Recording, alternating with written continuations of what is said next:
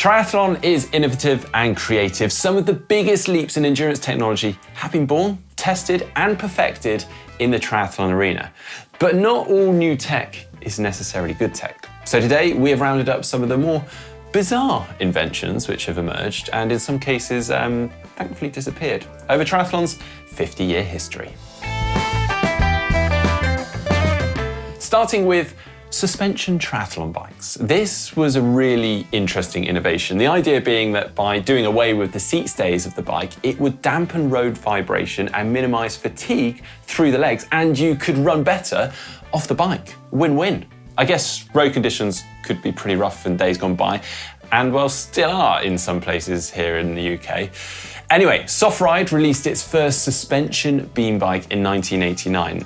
It actually did this pretty well, and top pros such as Greg Welch and Jürgen Zach even rode it at the Ironman World Championships in Hawaii. In fact, 126 Softride bikes were on the Kona Pier in 1996, nearly 15% of the Ironman field riding a Softride bike. Now sadly, Softride shut its doors in 2007 after UCI banned the design. However, beam bikes do still exist. We have the likes of Diamond Bikes and Sepo still making one, amongst others, but their selling point is more around the aero advantage of no seat tube or seat stays, not the smushy soft ride of the Softride.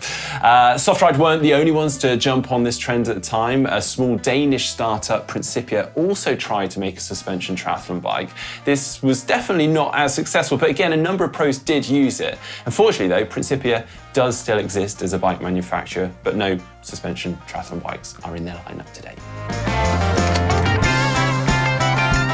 Now, there was a time, not limited to triathlon, where many pro athletes were seen sporting strips of plaster over their nose. Now, Peter Reid comes to mind when winning Kona, the idea being that opening the nostrils a little aids airflow. This was actually taken a step further with the invention of the Turbine, worn by Chris Froome in the Tour de France and pedalled aggressively to triathletes. Now, as a triathlete, I'm not sure I could judge the fashion of nasal strips, but it's certainly a look. Now, fortunately, nasal strips and the Turbine seem mostly relegated to the past. My feeling was always that there was a far simpler solution to getting more air in and faster. And no salesperson could ever tell me why this wouldn't work. Open your mouth. How about faster transitions? Removing the wetsuit has always been a bit of a faff and a stressful moment in a triathlon, and to be honest, it can still be.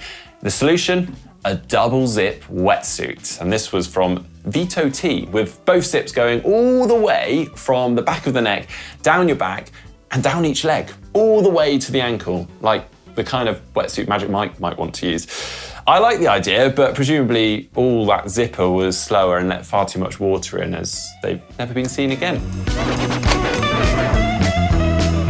Right, moving on, you remember those Reebok shoes with a little pump in the tongue so you could dial the fit? Well, that tech wasn't limited to shoes. Reebok had a big footprint in triathlon back then and used the same tech in the Bell Avalanche Pro Pump helmet.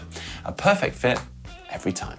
Talking of perfect fit, how about a saddle that curves around your curves to hold you perfectly in place on the saddle? The Italia lumbar support, designed to work with a Turbomatic saddle, held the rider in place, improving power output with the added benefit of a wind-cheating fairing behind.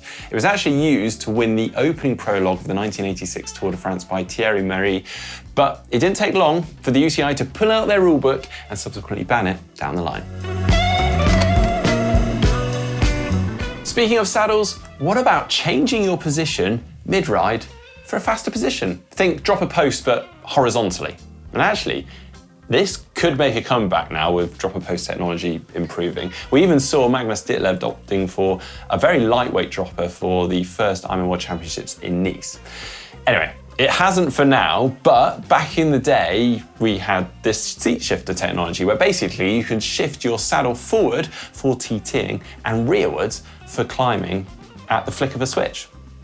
I love it. This was really a flash in the pan idea and came in around 1990, then disappeared in 1991. Apparently they were heavy, they broke, and the forward-backward movement actually changed your seat height. Other than that, they were great. Well, now imagine a product that leashed you to your bike without the quick release function of pedals. That is precisely what Mark Allen used at the 1987 Ironman World Championships. Now, this device wrapped around his waist and then also attached to the front of his bike. And the theory was to maintain an optimal riding position, but also allowing him to generate more power by pushing back against the leash. A little bit like that saddle we've just seen. Now, the concept was suggested to Allen by Steve Head, founder of Head Wheels. Head had observed the Italian team using a similar system at the team time trial at the World Championships, where they actually secured gold, surpassing the Russians. Now, I guess unlike the quick release of pedals, the seat leash didn't have that method, and you could question its safety in the event of a crash. Mavic made one of the first widely available discs, the Comet Plus Minus. It had a hole on the side for the valve and then 12 matching round holes all the way round. The idea was that you could put specifically shaped weights in the holes. Yes, adding weight to increase the flywheel effect for flat events. Now, I couldn't actually figure out how much each weight was and what it added, but it was something like 3.5 kilograms in total. It seems this worked better in principle than in practice, as it no longer exists. And now for the wear and tear. Yes, that's really what it was called. The wear and tear black hole was a unique hubless wheel fork system in the mid-90s. Now, the rim had a track embedded into its inner circumference, and this runs on 3 track rollers that are fitted along the bottom edge of the inner supporting structure, and an additional roller that sits at the top of this structure to ensure the rim stays aligned. Now, it's claimed to produce less turbulence than a regular wheel, thus reducing drag. Now, ride reports from the time claim that the ride quality of the black hole was actually remarkably normal, though it was said to be incredibly noisy, with the whole structure reverberating and amplifying vibrations on rough surfaces. But in 1994, the wheel was ridden to success at Kona, setting a number of split-time records there. But less than 100 units were sold, and the wheel was actually banned by the UCI not long after the launch. And I mean, I'm all for innovation, but I do have to wonder about the durability of some rollers running along the rim edge for countless miles at speed. Now, the development of carbon fibre being mouldable, strong and lightweight led to all kinds of new innovations, including, of course, many new bikes and frames. We won't go into all of those now, but it didn't take long for it to be used for an outlandish carbon handlebar, the Corima Manta.